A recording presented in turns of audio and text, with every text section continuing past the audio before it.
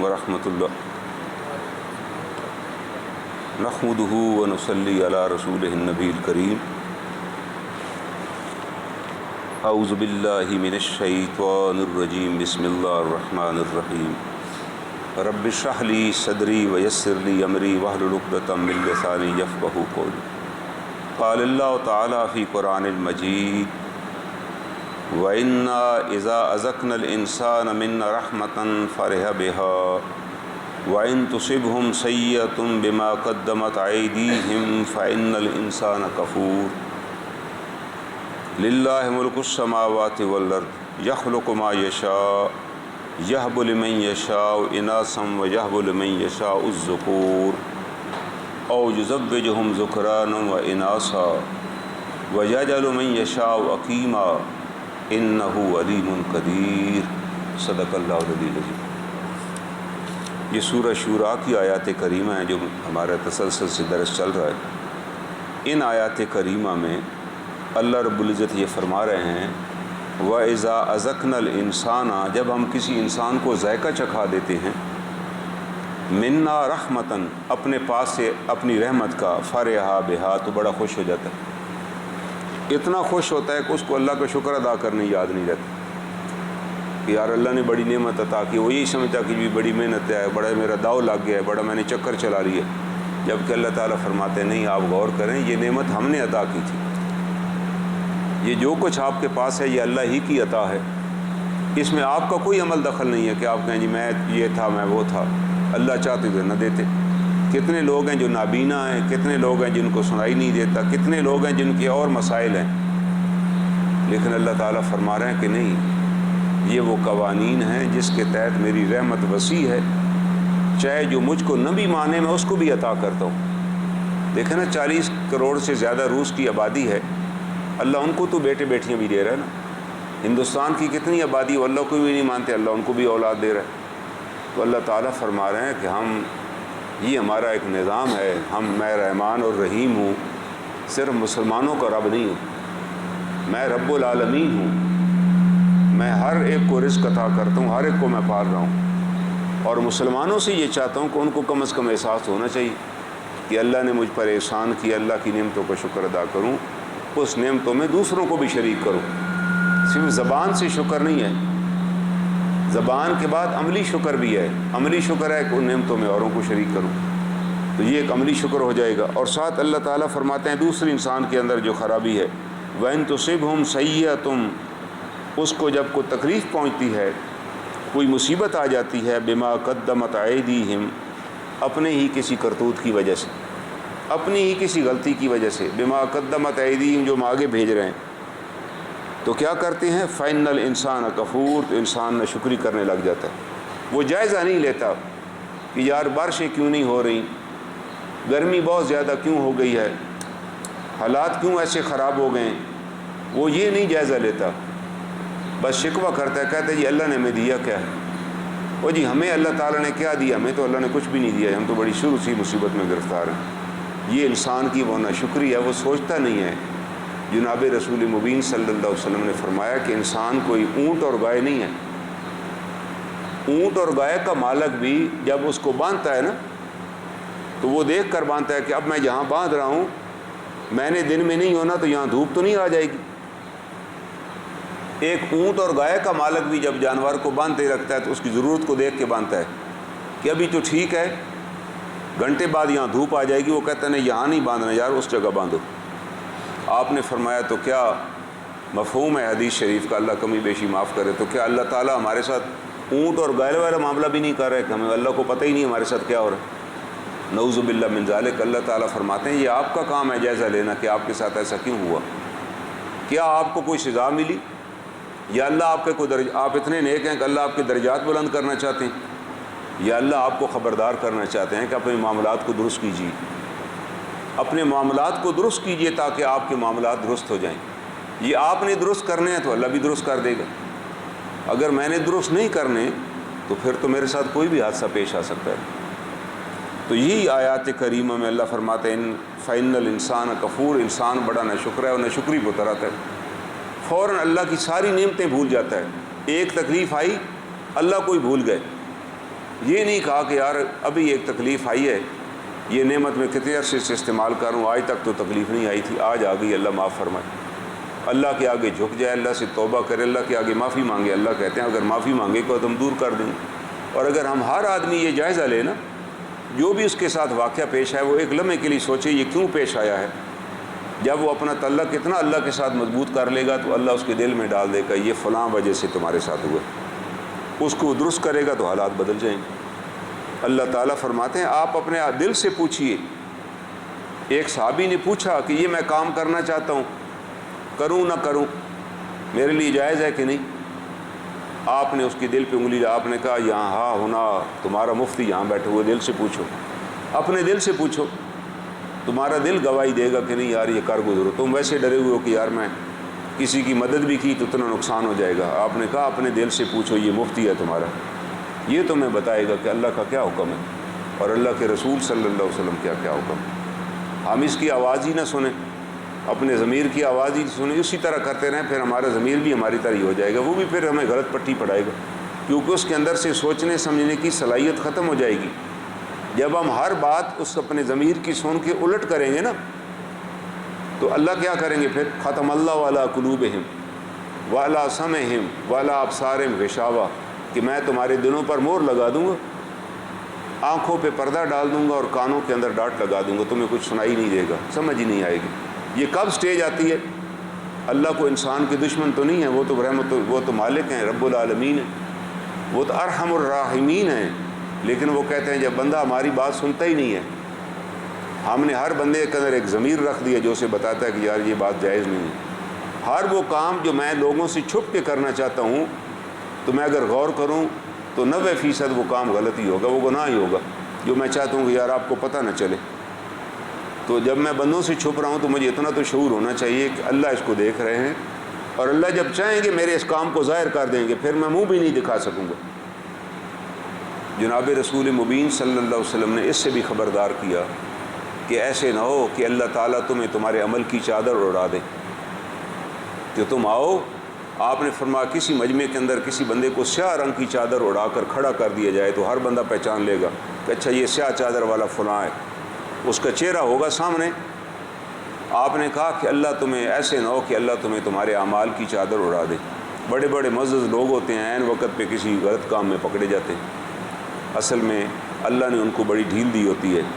حضرت علی کرم اللہ وجہہ کے زمانے میں ایک شخص پکڑا گیا، اس نے کہا جناب یہ تو پہلی مجھ سے غلطی، انہوں نے کہا نا اللہ پہلی غلطی پہ تو پکڑتے ہی نہیں ہیں بھائی، تم نے تو ساری حدیں ہی کراس کر رہی ہوں گی نا، تب اللہ تعالیٰ نے تمہیں ظاہر کیا اور تم پکڑے گئے، مگر اللہ پہلی غلطی پہ تو اللہ تعالیٰ نہیں پکڑتی، یہ تم جھوٹ بول رہے ہو۔ اس نے پھر مانا، تو اللہ تعالیٰ میں بتا رہے ہیں کہ یار آپ اپنا جائزہ لیجئے، سابقوا الی الخیرات، نیکی کے کام میں جلدی کیجیے، اور اپنے آپ کو غلطی ہو جائے تو معافی مانگیے، اللہ سے استغفار کیجیے۔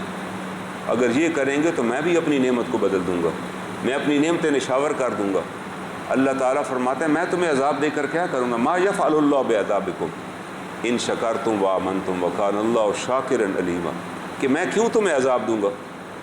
ایک باپ ہے نا، ہر باپ والدین کو اپنے بچوں سے پیار ہوتا ہے، کچھ اظہار کرتے ہیں کچھ نہیں کرتے، لیکن کوئی والد ایسا نہیں ہے جس کو اپنے بچوں سے پیار ہی نہیں ہے۔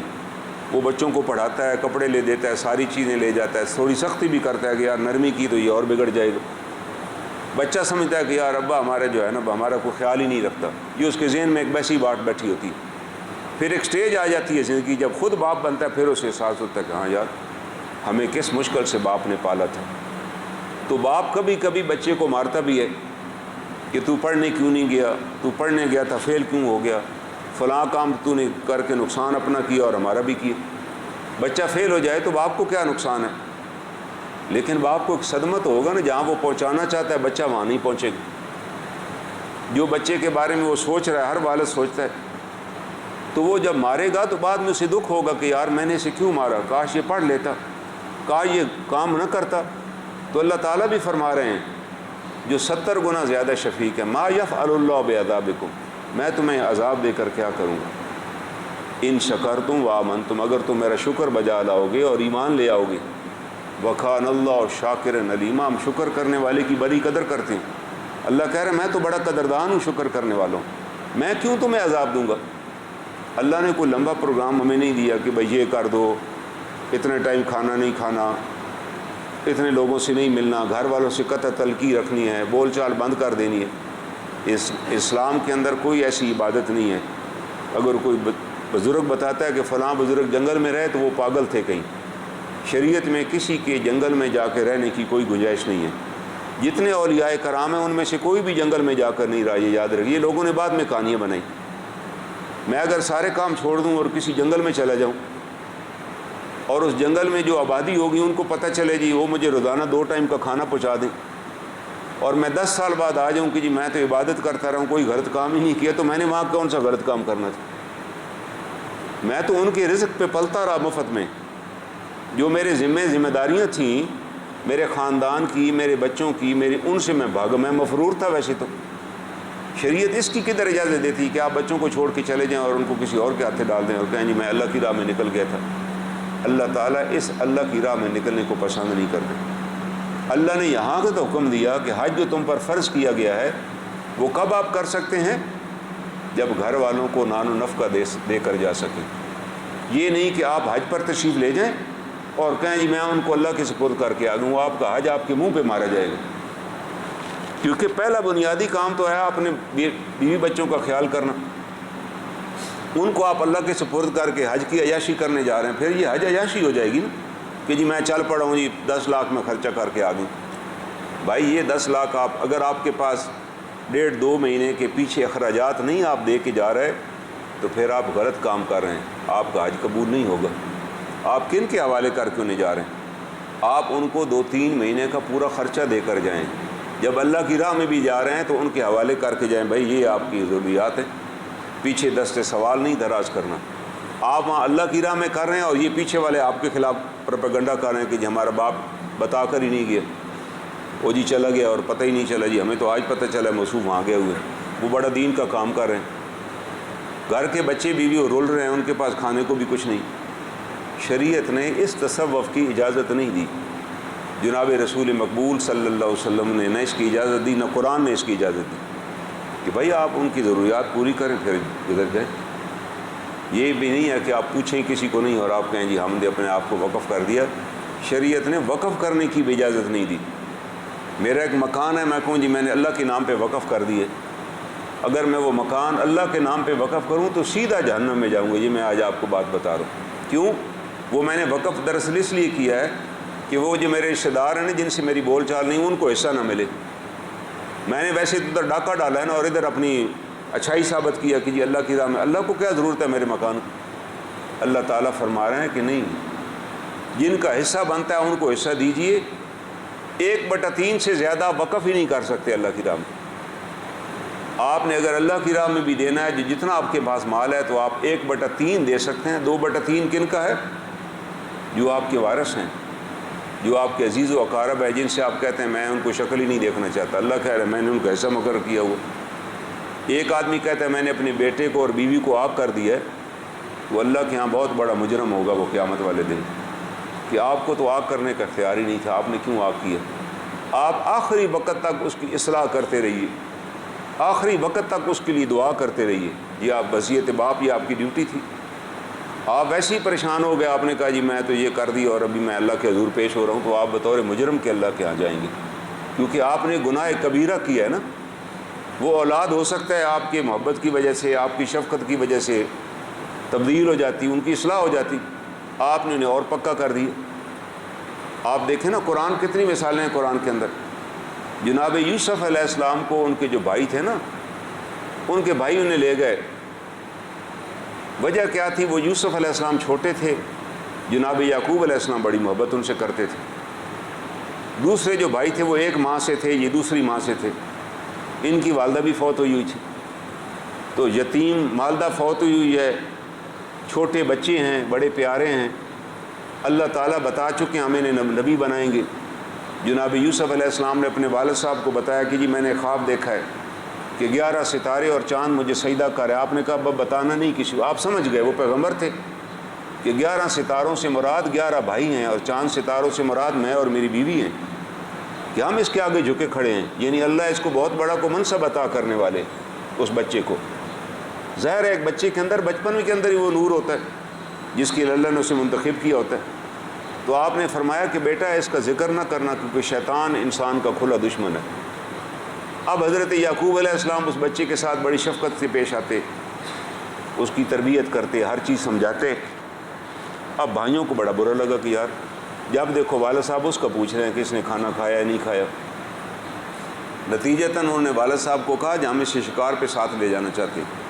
انہوں نے کہا بھائی آپ کدھر لے جاؤ گے یار, سب سے چھوٹا بچہ ہے, رستے میں وہ جو جنگل ہے وہاں بھیڑیاں ہیں بہت زیادہ, کوئی بھیڑیا ہی نہیں. انہوں نے کہا ہم 10 بھائی ہیں, ہم اتنے گئے گزرے ہیں کہ ہمارے سامنے کوئی بھائی اٹھا لے.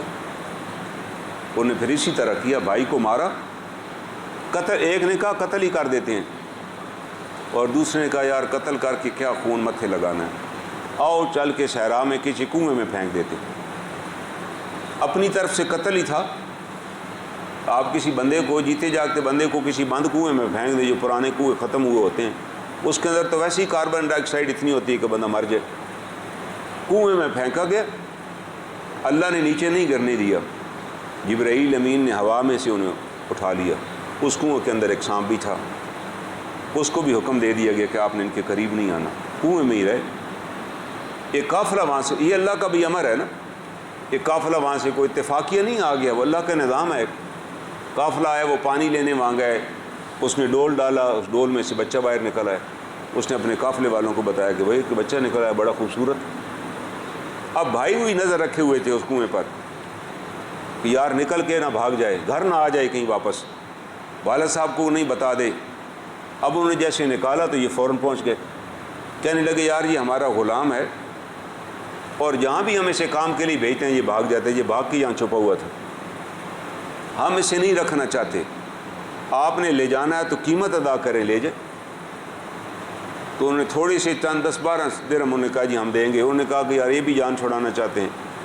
تو قرآن نے کہا انتہائی کم قیمت پہ انہوں نے اپنا بھائی بیچ ڈالا کہ چلو اس سے جان. انہیں پتہ تھا قافلہ مصر جا رہا ہے, اب یہ کبھی واپس نہیں آئے گا. والد صاحب کو بتا دیا کہ وہ تو بھیڑیا کھا گئے, یہ کپڑے پھاڑے لے آئے. اس نے کہا یار وہ کیسی نسل کا بھیڑیا تھا جس نے کپڑے بھی نہیں پھاڑے, خون تم لگا کر لے آئے. لیکن انہوں نے کہا میں صبر ہی کروں گا, میں کیا کر سکتا, اگر 10 گواہ آپ کے پاس ہوں, 10 نبی زادے ہوں, یعقوب علیہ السلام کے بیٹے ہیں, وہ پیغمبر کے بیٹے ہیں اور پیغمبر کے پوتے ہیں, وہ جناب اسحاق علیہ السلام کے پوتے ہیں اور ابراہیم علیہ السلام کے پڑپوتے ہیں. وہ کہہ رہے ہیں کہ جی ہم کو جناب آپ کو جو بتا رہے ہیں پاس سے تو نہیں بنایا, نہیں بھیڑیا کھا گیا جی بس ہمارے سامنے, ہم بھاگتے رہ گئے, بس وہ ٹکڑے ٹکڑے کر گیا ان کو. آج ہمیں بتایا گیا کہ جناب انبیاء علیہ السلام غیب کے علم جانتے ہیں. اللہ کے بندوں وہ اتنا ہی غیب جانتے ہیں جتنا اللہ انہیں بتائے. یہ یعقوب علیہ السلام کے بچوں کو بھی پتہ تھا کہ ہمارے والد کو اگر ہم جو کہانی بتائیں گے وہ وہی ماننے پہ مجبور ہوں گے, کیونکہ وہ یہ نہیں کہیں گے کہ یار کیا بات کرتے ہو, چلو میرے ساتھ میں بتاتا ہوں تم کہاں پھینک کر آئے. انہوں نے کہا بس صبر جمیل, بس یار میں صبر ہی کروں گا, میں کیا کہہ سکتا ہوں. واللہ خیر حافظ, اللہ حفاظت کرنے والا ہے, میں ابھی کیا کر سکتا ہوں. اگر تم سارے ہی کہہ رہے ہو بھیڑیا کھا گئے, میں صبر ہی کروں گا. کیونکہ انہیں یقین ہے کہ ہمارے والد پیغمبر ضرور ہیں مگر غیب نہیں جانتے. اور نہ حضرت یعقوب علیہ السلام کو پتہ چلا, 40 برس تک روتے رہے, آنکھوں کی بینائی ختم ہو گئی. یہ نہیں پتہ چلا کہ بیٹا تو ایران کے اندر, شام کے اندر عزیز مصر بن چکا ہے, وہاں کا حکمران ہے وہ. بیٹے کو بھی اجازت نہیں ہے کہ آپ والد صاحب سے رابطہ کریں. اللہ باپ کا بھی امتحان لے رہے ہیں, بیٹے کا بھی امتحان لے رہے ہیں. پھر وقت آ گیا جب والد صاحب وہاں آئے, لیکن وہ جو بھائی تھے نا, جب وہاں قید پڑ گیا اور وہ غلہ لینے آئے تو انہوں نے کہا یار اپنے والد, اور بتایا کہ میں یوسف ہوں, اور کہا اپنے والد اور بھائیوں کو لے آؤ, آپ چھوڑو اس جنگل کو اور ادھر میرے محل میں آ کر ٹھہرو, میں یہاں کا حکمران ہوں.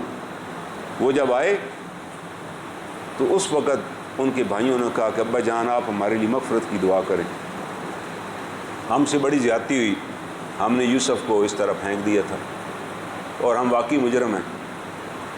تو ان کے والد نے کیا کہا کہ دفع ہو جاؤ, میں تمہیں آگ کرتا ہوں.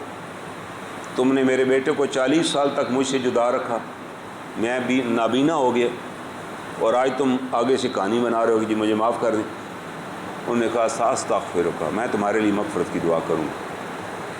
پہلے بھائی سے پوچھا, کیونکہ حقوق و لباد کا معاملہ تھا نا, کیا یوسف نے ان کو معاف کیا؟ کہ میں ایسی دعائیں کرتا رہوں.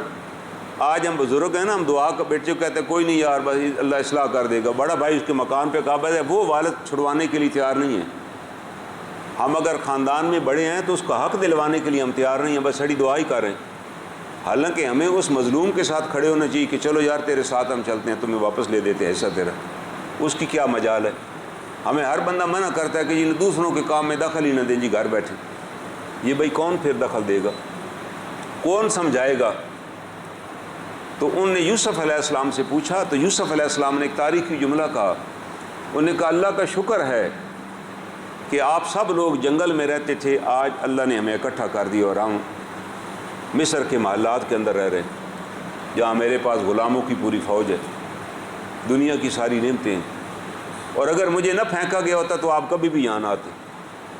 انہوں نے اس واقعے سے یہ خیر نکالی کہ اگر میرے بھائی مجھے نہ پھینکتے نا تو آپ لوگ پھر ادھر جنگل میں بھی ہوتے، میں بھی ادھر ہی کہیں ہوتا، بھیڑیں چرا رہا ہوتا، جہاں کھانے کو بھی کچھ نہیں تھا، فصل بھی کام کی نہیں ہوتی تھی، بارش بھی نہیں ہوتی تھی. تو وہ مجھے پھینکا گیا، اس کا نتیجہ یہ نکلا کہ اللہ نے مجھے جیل سے بھی نکالا، مجھے عزیز مصر بھی بنایا، آپ آج میرے پاس بیٹھے ہوئے ہیں. ہاں شیطان نے میرے اور بھائیوں کے درمیان ایک تفرقہ ڈال دیا تھا، اور شیطان یہی کام کرتا ہے. اللہ میرے بھائیوں کو معاف کرے کہ آج ہم سارے اکٹھے ہیں. کیسی خوبصورت بات کی. یہ نہیں روئے پیٹے کہ ان ذلیلوں نے مجھے 40 سال تک خوار کیا، مجھے کنویں میں پھینکا، میں غلامی کرتا رہا، پھر میں جیل چلا گیا، میں 10 سال جیل میں رہا. نا، انہوں نے کہا کہ نہیں، یہ اللہ تعالیٰ نے کی تدبیر تھی. اللہ مجھے وہاں سے لے آئے اور یہاں مجھے ایک امتحان سے گزارا. اس امتحان میں اللہ نے سرخ رو کیا، پوری قوم کو پتہ چلا کہ جناب یوسف علیہ السلام پہ جھوٹا الزام لگایا گیا تھا، اور اس سے سرخ رو ہوئے اور انہوں نے بادشاہ بنا لیا، اپنا عزیز مصر بنا دیا کہ آپ حکومت آپ چلائیں گے. اس قید سے وہ نپٹے. وہ 7 سال قید آیا تو ایک بندہ بھی بھوکا نہیں مارا جس کو رات کو کھانا نہ ملا. انہوں نے ایسا انتظام کیا جناب یوسف علیہ السلام نے. وہ خود بھی دن میں ایک دفعہ کھانا کھاتے تھے کہ نہیں رعایا کے پاس کھانا نہیں ہے تو میں بھی ایک دفعہ کھاؤں گا اور آپ بھی کم کریں یار. اور ہر بندے کو کھانا ملے گا، ہر بندے کو گندم ملے گی. یہ انہوں نے انتظام کیا. لیکن اللہ کا شکر ادا کیا. ان کے والد نے بھی نہیں کہا کہ میں باقی بچوں کو آگ کر دیتا ہوں. انہوں نے کہا میں ان کے لیے مغفرت کی دعا کرتا ہوں، اللہ ان کے گناہ معاف کرے. شریعت ہمیں یہ بتا رہی ہے یہ کہ آپ دوسروں کو معاف کرنے کی عادت اپنائیں. ہر جگہ ہر وقت بدلہ لینے کی کوئی ضرورت ہی نہیں ہے، پھر آپ یہی کام ہی کریں گے اور تو کام کر ہی نہیں سکیں. تو ان آیات کریمہ میں بھی اللہ تعالیٰ فرماتے ہیں للہ ملک السماوات والارض، زمین و آسمان کی بادشاہت اللہ کی ہے. یہ اللہ کیوں بار بار کہہ رہے ہیں؟ قرآن میں یہ آیت بار بار آئی ہے للہ ملک السماوات والارض، کہ بھائی صاحب اس کائنات کی ساری بادشاہت اللہ کے لیے ہے. اللہ مالک ہے، وہ جس کو چاہے عطا کرے، جس کو چاہے محروم کرے، آپ اس کا کچھ بھی نہیں کر سکتے. ہاں اگر تم اس کے آگے جھک جاؤ گے، مانگو گے، وہ تمہیں عطا کر دے گا. وہ تو کہہ رہے، وہ تو پچھلی آیات گزر گئی ومن اعرض عن ذکری معیشتاً ضنکاً، جو میری یاد سے غافل ہوگا اس کی معیشت زندگی میں مشکل کر دوں گا، کٹھن بنا دوں گا. اللہ تعالیٰ بتا چکے ہیں کہ اگر تمہارے اوپر تمہاری معیشت گزران سخت ہو گئی ہے تو پھر تم جائزہ لو، تم اللہ کی یاد سے غافل ہو. اگر اللہ کی یاد سے غافل نہ ہوتے تو اللہ یہ حالات نہ بلاتا. اللہ تعالیٰ بتا چکے ہیں. اللہ کہتے ہیں اس کو میں جہنم میں داخل کروں گا جو مجھ سے مانگتا ہی نہیں ہے. آپ اپنے والد سے بھی روز مانگیں نا، دن میں 1-2 دفعہ، تو وہ بھی ناراض ہو جائیں گے ایک دن کہ یار تم بالکل ہی ہڈ حرام ہو، تیرا کوئی اور کام ہی نہیں ہے. اللہ ہی واحد ذات ہیں جو نہ مانگنے پہ ناراض ہوتی ہے. وہ کہتے ہیں آپ تکبر نہ کریں، مجھ سے مانگیں، میں کیوں عطا کروں گا، میں تو پوری کائنات کا مالک ہوں. للہ ملک السماوات والارض، زمین و آسمان میں جو کچھ ہے وہ میرا ہے، میں اتھارٹی ہوں. اللہ بتا رہے ہیں کہ میں کیسے اتھارٹی ہوں. وہ لوگ ان پڑھ تھے عرب کے بدو جب قرآن نازل ہوا. آج ہم ان کی سوچ کو دیکھیں نا، اللہ نے کیسے انہیں سمجھایا. اللہ نے سمجھایا اس طرح للہ ملک السماوات والارض یخلق ما یشاء، جو میں چاہتا ہوں پیدا کرتا ہوں، جو میں چاہتا ہوں پیدا کرتا ہوں. بعض اوقات اتنے پھل اور اتنی فصل ہوتی ہے کہ خریدار ہی آپ کو نہیں ملتا. کسان پھل اور سبزیاں نکال کے سڑکوں پر پھینک رہا ہوتا ہے، مارکیٹ میں خریدار ہی کوئی نہیں ہوتا کہ اتنی فصل ہو گئی ہے جس دفعہ کوئی بندہ ہی نہیں ہے لینے والا. اور کئی دفعہ پھر ایسے ہوتا ہے کہ کھانے کی ایک انتہائی اہم ترین چیز ہی نہیں ملتی. ہوتی ہے، بس ایک ایسی لوگوں میں ایک خبر پھیل جاتی ہے کہ یار چینی مہنگی ہو رہی ہے، تو ہر بندہ جا کے 20 کلو چینی خرید لیتا ہے۔ ہو سکتا ہے 20 کلو وہ سال میں بھی نہ کھائے، تو تیسرے دن پوری مارکیٹ سے چینی ختم ہو جائے گی۔ کسی نے کہہ دیا جی پیٹرول مہنگا ہو رہا ہے، تو پورے کراچی میں پیٹرول ختم، پیٹرول پمپوں والوں نے بند کر لیا کہ رات مہنگا ہو تو کل بیچیں گے۔ نتیجہ یہ نکلے وہاں ہنگامے ہوئے، لوگ گاڑیاں سڑکوں پہ چھوڑ کے چلے گئے، گھر جانے کے لیے کوئی چیز ہی نہیں تھی۔ بعد میں پتہ چلا یار وہ تو ابھی مہنگا ہو، ابھی بعد میں ہونا۔ یہ ایک افواہ جو ہے وہ ہماری مت مارنے کے لیے کافی ہے۔ شریعت کہہ رہی ہے آپ کو اگر چیز مل رہی ہے تو اتنی لے جتنی آپ کی ضرورت ہے۔ اللہ کی ذات پر بھی تو توکل کرے نا۔ اگر ہر آدمی کے پاس پیسے ہیں اور وہ گھر بھر لے گا تو باقی کدھر جائیں گے؟ تو اللہ تعالیٰ فرماتے ہیں یخلق ما یشاء، جو میں چاہتا ہوں پیدا کرتا ہوں۔ اور اس کی مثال کیا دی؟ یہب لمن یشاء اناسا، میں جس کو چاہتا ہوں بیٹیاں عطا کرتا ہوں۔ کوئی ایسا ڈاکٹر نہیں پیدا ہوا جو کہے کہ جی نہیں ہم آپ کا علاج کریں گے آپ کے بیٹے پیدا ہوں گے۔ اللہ کہہ رہے کہ نہیں، یہ ذہن سے نکال دو۔ یہب لمن یشاء اناسا، یہبا کا مطلب ہے ہبہ کرنا، گفٹ دے دینا۔ میں بطور تحفے کی تمہیں اولاد دیتا ہوں اور یہ میری مرضی ہے میں تمہیں بیٹیاں دے دوں۔ یہب لمن یشاء اناسا و یہب لمن یشاء یشاء الذکور، اور جس کو چاہتا ہوں بیٹے دے دیتا ہوں۔ اللہ کہہ رہے یہ میری تقسیم ہے، آپ نے اس تقسیم پہ راضی برضا رہنا، جس کو میں بیٹیاں دوں یا جس کو بیٹے دوں۔ آپ تو اس کے فائدے کا اندازہ ہی نہیں لگا سکتے۔ میں ایک صاحب کو جانتا ہوں، ان کے 3 بیٹے تھے اور 1 بیٹی تھی، اور وہ بیٹی کو بھی طلاق ہو گئی، اور وہ بیٹی اپنے بیٹے کے ساتھ رہتی تھی۔ وہ بیچارہ کسی بینک میں کلرک تھا، اور یہ بابا جی ظاہر بڑے خوش ہوئے ہوں گے جب ان کے 3 بیٹے اللہ نے دیے ہوں گے۔ تینوں بڑے اعلیٰ بیوپاری، بڑا بزنس ان کا۔ پہلے بابا جی گھر میں ہی رہتے تھے، میاں بیوی، بیوی فوت ہو گئی۔ ابا نے کہا کہ آپ دیکھیں ابا جی گھر میں ہی ہوتے ہیں اور آپ کو کھانسی لگی رہتی ہے، بچے ہی نہ کہیں بیمار ہو جائیں۔ تو گھر کے آخر پہ ایک کمرہ تھا جو باہر گلی میں گزرتا، اس کمرے میں انہوں نے بابا جی کو بک کر دیا۔ وہ بیچارے سارا دن گلی میں بیٹھے ہوں، ان کو پانی دینے والا بھی کوئی نہ ہوتا۔ پھر الٹیمیٹلی ان کی بیٹی کو پتہ چلا، وہ آئی کہیں کہ ابا جی تو گلی میں بیٹھے ہوتے ہیں اور گھر والے پانی بھی نہیں دیتے اس کو۔ وہ اپنے پاس لے گئی اور بیٹی کے پاس ہی فوت ہوئے، اور تینوں بیٹے جنازے میں بھی شریک نہ ہو سکے کیونکہ وہ بیچاری غریب سی تھی۔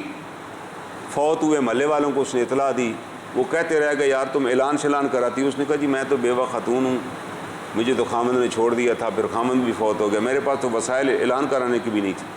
لیکن اس نے اپنے والد کو سنبھالا، اور وہ جو 3 بیٹے تھے وہ بیچارے ماشاءاللہ جنازے پہ بھی اللہ نے توفیق نہیں دی نا۔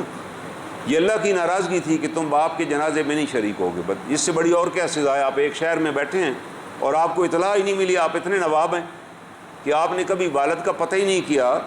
کم از کم روزانہ ہی پتہ کر لیتے، یار 3 بھائی تھے، پتہ کر لیتے کہ آج طبیعت، انہوں نے کہا جی رات کو طبیعت خراب ہو گئی، صبح فوت ہو گئے۔ اور یہ بھائی جب سے میں لے آئی ہوں پتہ کرنے بھی نہیں آئے کہ ان کا علاج کیسے ہو رہا ہے، ان کو کھانا کون دے رہا ہے۔ میں تو خود میرے پاس تو خود صبح ہے کہ میرا بچہ تو کلرک ہے کسی محکمے میں، ہم بمشکل گزارا کرتے ہیں، 2 کمروں کا میرے پاس گھر ہے۔ تو میں نے پھر ان کو کدھر اطلاع دینی تھی کہ تمہارا باپ فوت ہو گیا، تشریف لے آؤ۔ تو اللہ دنیا میں نقص سزا دیتے ہیں، پورے علاقے میں ان کی یہ بدنامی ہوئی ان کے لیے۔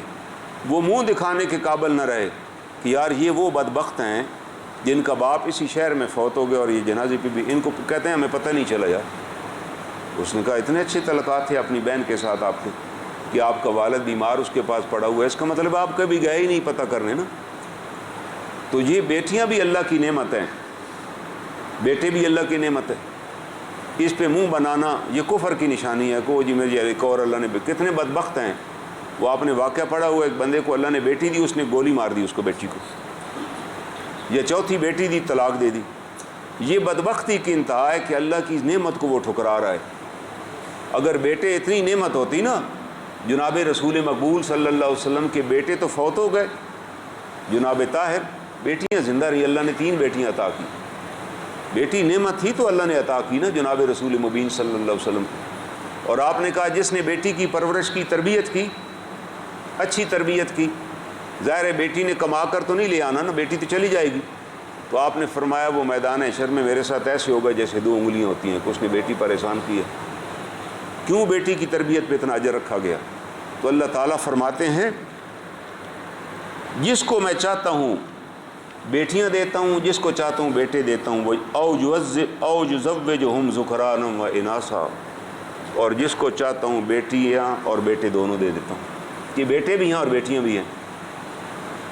لیکن اگلی بات سنی، وہ بڑی اہم ہے، وَيَجْعَلُ مَن يَشَاءُ عَقِيمًا، اور جس کو میں چاہتا ہوں بے اولاد کر دیتا ہوں۔ یہ اللہ کا نظام ہے۔ اللہ کہتے ہیں ہم طے کر لیتے ہیں کہ یار اس کی اولاد ہی نہیں ہوگی۔ عقیمہ، اولاد ہونی نہیں ہے ابھی، تو کتنے لوگ آپ کو معاشرے میں مل جائیں گے کہ صاحب ثروت ہیں، ساری نعمتیں ہیں، بیچارے بڑا علاج بھی کراتے ہیں، لیکن اللہ کہہ رہے ہیں کہ نہیں بھائی، ہم نے یہ میرے اختیار میں ہے، ہم نے طے کیا ہوا کہ اس کی اولاد ہی نہیں ہوگی۔ اس کو یہ نہیں سوچنا چاہیے کہ کوئی سزا ہے، یہ اللہ کا اپنی ایک تقسیم ہے نا، کائنات تو اللہ چلا رہے ہیں، اس کے اندر کیا فائدہ ہے اور کیا بصیرت ہے آگے اللہ تعالیٰ بتا رہے ہیں کہ یہ میں کیوں ایسے کرتا ہوں، کسی کو بیٹے، کسی کو بیٹیاں، کسی کو بیٹے اور بیٹیاں دونوں، کسی کو بے اولاد۔ انہ علیم قدیر، کہ میں سب سے بڑھ کر جاننے والا اور قدرت رکھنے والا ہوں۔ قدیر کا مطلب ہے میں تقدیر بنانے والا ہوں، مجھے پتہ ہے کہ کس کی کیا تقدیر میں نے بنانی ہے، کس کا میں نے کیسے امتحان لینا ہے، کون ہے جو میری نعمتوں کا شکر ادا کرتا ہے اور کون ہے جو بطور مجرم کے میرے پاس آتا ہے۔ اللہ نے کتنی بڑی مہربانی کی۔ اللہ تعالیٰ فرماتے ہیں یہ ہمارا قانون ہے۔ ایک ہمارے دوست تھے، وہ کسی وکیل کے منشی تھے، وہ 100 کے قریب کتابیں انہوں نے لکھی، بڑے عالم تھے اپنے زمانے کے، منشی عبد الرحمن صاحب، ملتان کے رہنے والے تھے، اور ان کا ایک بیٹا تھا بڑا اعلیٰ تعلیم یافتہ۔ اس نے کسی کمپنی میں انٹرویو وغیرہ دیا اور اس کمپنی نے اس کو سلیکشن کر لی۔ اس کی بیٹے نے بتایا جی انٹرویو ہو گیا، اور جس جنرل میں کراچی وہ گیا تھا انٹرویو دینے، انہوں نے مجھے کہا کہ بھائی آپ سلیکٹ ہو چکے ہیں، اب آپ گھر جائیں گے، آپ کو کال آ جائے گی اگلے مہینے۔ وہ اس جنرل مینیجر بڑے مشہور تھے مسٹر اصفہانی، اس کا بھی نمبر لے آیا والد کو دینے کے لیے کہ ابا جی وہ آپ شکریہ ادا کیجیے گا، میرا بہت اچھا انٹرویو ہوا، پورے پاکستان سے لڑکے گئے ہوئے تھے۔ وہ کہتے ہیں کہ میں گھر آیا، کچھ 15 ہفتہ 10 دن گزرے تو وہی میرا بیٹا کالج سے آ رہا تھا تو کوئی شرپسندوں نے اس پر حملہ کر دیا۔ نتیجہ یہ نکلا کہ میرے بیٹے کو بھی ایک چاقو لگ گیا، جو بالکل بے گناہ تھا، بیچ بچاؤ کراتے لگ گیا۔ کہتا میں بھی اسپتال پہنچا تو آپریشن تھیٹر میں تھا بیٹا میرا، ابھی ہوش میں ہی تھا۔ اس نے مجھے کہا ابا جان آپ جائیں گھر، نماز کا ٹائم ہے، آپ نماز مغرب کا ٹائم ہو چلے۔ تو میں گھر آ گیا، میں نے آ کے وضو کیا اور میں مصلی پہ کھڑا ہوا، میں ابھی قیام کی حالت میں تھا، مجھے محسوس ہوا جیسے میرے اندر سے روح نکل گئی ہے، تو میں سمجھ گیا کہ یار لگتا ہے میرا بیٹا فوت ہو گیا۔ کہتا بس دوسرے لمحے گھر کے اندر پھر شور کی آوازیں آئیں تو میں سمجھ گیا کہ اب وہ ہسپتال والوں نے اطلاع دے دی ہے، تو ظاہر ہے خواتین رو رہی ہیں۔ کہتے ایک لمحے کے لیے مجھے صدمہ پہنچا کہ یہ وہ میرا بیٹا ہے جس کو میں نے اتنی تعلیم دی، اتنا خرچہ کیا، اب اس کی سلیکشن ہو چکی ہے اور اس کی کال بھی آنے والی ہے، مگر آج فوت ہو گیا وہ۔ تو ایک صدمہ ہوتا ہے والد کو۔ لیکن کہتے دوسری لمحہ میں نے اللہ کی قدرت کی طرف رجوع کیا، میں نے کہا اللہ نے بڑی کرم نوازی فرمائی، اللہ نے بیٹا دیا تھا اور کچھ کام ذمہ لگائے تھے۔ پہلا کام لگایا تھا اس کو پڑھانا ہے اور تربیت کرنی ہے، میں نے پڑھایا بھی ہے اور تربیت بھی کر دی ہے، ایسی تربیت کی ہے کہ آپریشن تھیٹر پہ مجھے کہہ رہا ہے کہ جا کے نماز پڑھیے۔ اب اس کے بعد اس کی نوکری لگ جائے گی، پھر میں اس کی شادی کروں گا، یہ میری 3 ڈیوٹی ہیں۔ اللہ تعالیٰ نے کہہ دیا کہ بس ایک ڈیوٹی کافی ہے، ہم نے تیری ایک ڈیوٹی قبول کر لی، بس تو نے تربیت کر لی، ہم نے بچہ واپس لے لیا۔ کہتا میرا دل شکر سے بھر گیا، میرے دل میں سے وہ صدمہ ہی ختم ہو گیا کہ ہو سکتا ہے میں اس کی نوکری کرواتا یہ نہ کر سکتا، شادی کرواتا ناکام ہو جاتی، مجھے پھر پریشانی ہوتی۔ اللہ نے ابھی واپس لے لیا کہ بس بھائی آپ کے پاس اتنے امتحان تھا، اب میں کہتا مجھے بالکل میں پرسکون ہو گیا۔ میں نے نماز پڑھی، پہلا کام میں نے کیا کیا، میں نے اس کمپنی کے اس مینیجر کو کال بک کروائی، مسٹر اصفہانی کو۔ اس نے کال اٹھائی تو میں نے کہا جی آپ نے وہ میرے بیٹے کا اپائنٹمنٹ لیٹر بھیج دیے؟ اس نے کہا بس 1-2 دن میں بھیج دیں گے۔ تو کیونکہ گھر کے اندر رونے دھونے کا شور اس نے کہا یہ آواز کیسی ہے؟ کہتا جی میں نے اس لیے فون کیا ہے کہ میرے اس بیٹے کی وفات ہو گئی ہے ابھی 15 منٹ پہلے، تو آپ مہربانی کر کے اپائنٹمنٹ لیٹر نہ بھیجیے، کیونکہ اگر اس کا اپائنٹمنٹ لیٹر آ گیا تو جو اس کے بعد والا ہے وہ پھر نہیں سلیکٹ ہوگا، پھر نئی سسٹم ہوگا، پورا سلیکشن کا پروسیس ہوگا، وہ لیٹ ہو جائے گا۔ آپ اس کی بجائے جو اس کے بعد ہے اس کو کال بھیجیے تاکہ وہ تو سلیکٹ ہو جائے نا۔ اس نے کہا آپ ابھی بھی ہوش میں ہیں کہ آپ کے بیٹے کی 15، اس نے کہا ہاں وہ الحمدللہ اپنی جگہ پہ پہنچ گیا ہے اور میں ہوش میں ہوں، اور میری ڈیوٹی ہے کہ آپ کو بتاؤں کہ ایسے ہی لیٹر نکل آئے گا تو یہ ویکینسی ضائع ہو جائے گی، میرا بیٹا تو آئے گا نہیں، پھر 3-6 مہینے بعد دوبارہ سلیکشن ہوگی، ابھی بھی جو نمبر 2 ہے میرٹ پہ اس کو آپ بلا لیں۔ یہ ہے وہ ذمہ داری کہ اس کو ایک لمحے کے لیے بھی افسوس نہیں ہوا، وجہ کہ اس نے طے کر لیا کہ علیم قدیر رب نے بیٹا واپس لیا ہے، کسی حادثے کا شکار نہیں ہوا بیٹا، یہ تو اللہ کے نظام کے اندر اللہ نے میرا امتحان لے لیا، اللہ نے کہا کہ ہم نے بیٹا دیا تھا واپس لے لیا۔ یہ وہ بندے ہیں اللہ کے جو عام بندے ہیں، عام دنیا کے اندر رہتے ہیں اور دنیا کے اندر وہ اپنے کام کرتے ہیں اور اپنی ڈیوٹی پوری کرتے ہیں۔ پھر انہوں نے ایک اور واقعہ لکھا کہ وہ بیٹے کا جب دن میں تجہیز تکفین کا انتظام ہو گیا تو طے ہوا کہ ظہر کی نماز کے بعد جنازہ ہوگا۔ کہتے ہیں میں کیونکہ ایک وکیل کا منشی ہوں تو میں نے ایک کیس اس دن دائر کرنا تھا، اور جو لوگ جانتے ہیں بعض اوقات کسی کیس کی آخری ڈیٹ ہوتی ہے، اس سے بعد ڈیٹ دائر ہو تو ہوتا ہی نہیں، وہ ٹائم باہر ہو جاتا ہے۔ کہتا ہے میں فوراً کچہری آیا، ابھی کچہری والوں کو نہیں پتہ چلا، یہ وہ لوگ ہیں جو اعلان بھی نہیں کرتے۔ کہتے یار میں فوت ہو جاؤں تو اعلان کرنے کی ضرورت نہیں ہے، جو محلے کے قریب لوگ ہوں، پورے شہر کو کیا ضرورت ہے خجل کرنے کی کہ سارے میرے جنازے میں شریک ہوں، جو موجود ہوں گے پڑھ لیں گے۔ کہتا آ کے میں نے وہ اس کے کیس تیار کر رہا ہوں تو جو میرا وکیل ہے، بڑا مشہور وکیل تھا، اس نے کہا 2 بجے آپ نے میرے ساتھ جانا ہے کمشنر کو ملنے کے لیے، میں نے ٹائم لیا ہوا ہے۔ اس نے کہا نا جی میں 2 بجے آپ کے ساتھ نہیں جا سکتا، میں مصروف ہوں۔ تو اس کو بڑی حیرانی ہوئی کہ یار یہ میرا منشی اور کہہ رہا ہے میں مصروف ہوں۔ کہتا منشی صاحب خیریت تو ہے، ہم نے آج ٹائم لیا ہوا ہے۔ کہتا میری آج بڑی اہم مصروفیت ہے، وہ نہیں چھوڑ سکتا۔ اس نے پوچھا کون سی ایسی مصروفیت ہے، بڑے غصے سے پوچھا۔ اس نے کہا اصل بیٹے کا جنازہ ہے 2 بجے۔ تو میں کہتا پھر آپ آئے کدھر ہیں؟ کہتا جی اس سے فیس لی ہوئی تھی، یہ کیس آج ہم نے دائر کرنا تھا تو میں تو ڈیوٹی کرنے کے لیے آیا ہوں، وہ جنازہ وغیرہ غسل ہو رہا ہے، میرا بھی وہاں کوئی کام نہیں تھا آدھا منا گھنٹہ، تو میں نے کہا میں یہ جا کے کام کر رہا ہوں تاکہ یہ مکمل ہو جائے، لیکن میں جاؤں گا نہیں۔ یہ ان کو شاک پہنچا کہ یہ ہے احساس ذمہ داری کہ ٹھیک ہے جی میں 2 بجے جا کے جنازہ میں وہاں پہنچ جاؤں گا، لیکن میں آپ کے ساتھ نہیں جا سکتا کیونکہ وہ میرے لیے۔ اس نے ایک پیغام دے دیا اور اس نے کہا یار ہمیں تو اپنی آخرت کی بھی فکر نہیں ہے۔ اس وکیل نے کہا مجھے تو یہ بھی خیال نہیں کہ میں نے بھی مرنا ہے۔ اس نے کہا نہیں یہ ہمیں تو فکر ہے جی۔ تو یہ جو احساس ہے نا اللہ کی نعمتوں کا احساس اور اللہ کی طرف متوجہ ہونے کا احساس کہ ہم ہر حال میں اللہ کی طرف متوجہ ہوں۔ اللہ ظالم نہیں ہے، ہم کہتے ہیں جی ظلم خدا کا، یہ کفر ہے کہنا۔ اللہ تو بڑے رحیم اور کریم ہیں، اللہ میں ٹھوکر لگاتے ہیں تاکہ ہم سیدھے راستے پہ آ جائیں، اللہ ہمارے آنسو نکالتے ہیں تاکہ ہماری آنکھیں صاف ہو اور ہمیں سمجھ آئے کہ ہمارے ساتھ ہو کیا رہا ہے، ہمیں سمجھ ہی نہیں آ رہی۔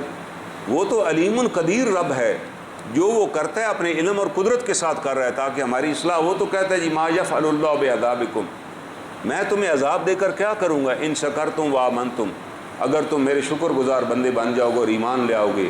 وکان اللہ شاکرا علیما، میں تو شکر کرنے والوں کی بڑی قدر کرنے والا ہوں۔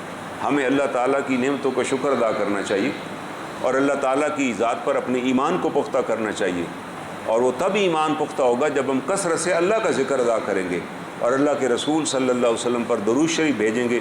اللہ ہمارا ایمان لیزدادوا ایمانا مع ایمانہم، اللہ فرماتے ہیں کہ ایسے لوگ جو قرآن پڑھنے والے ہیں، اللہ کا ذکر کرنے والے ہیں، لیزدادوا ایمانا مع ایمانہم، میں ان کے ایمانوں میں اضافہ کر دیتا ہوں۔ اللہ تعالیٰ سے دعا ہے اللہ تعالیٰ ہمیں ان آیات کی معرفت نصیب فرمائے۔ وآخر دعوانا